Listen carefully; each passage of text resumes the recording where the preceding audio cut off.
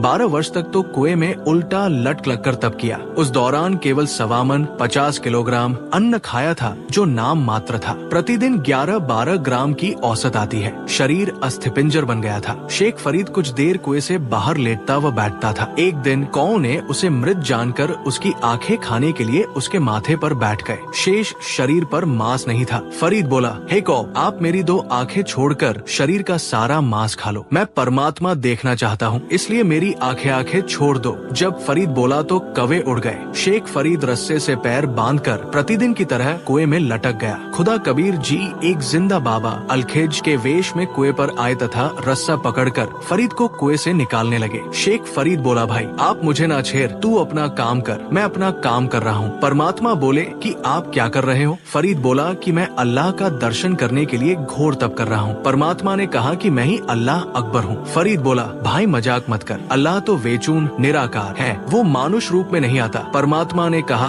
कि आप कहते हैं कि परमात्मा निराकार है, दूसरी ओर कह रहे हो कि परमात्मा के दर्शन दीदार के लिए घोर तप कर रहा हूँ। कहते हैं घाम का और ज्ञान का तो चमका सा ही लगता है। विचार किया कि अल्लाह नहीं है तो अल्लाह का ये बाखबर अवश्य है। शेख फरीद ने चरण पकड़ लिए, तत्व ज्ञान समझा। कबीर परमात्मा के द्वारा बताई साधना करके कल्याण करवाया।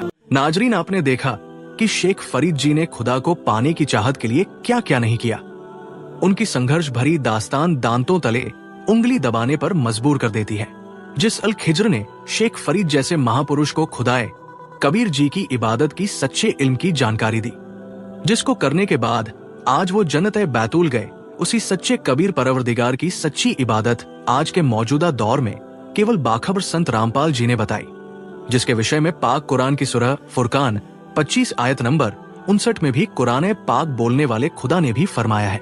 नाजरीन, जो सच्ची इबादत हजरत शेख फरीद जी को अल्लाह ताला कबीर जी ने दी थी, वही इबादत मौजूदा समय में उसी खुदा कबीर जी के रसूल बाखबर संत रामपाल जी बता रहे हैं।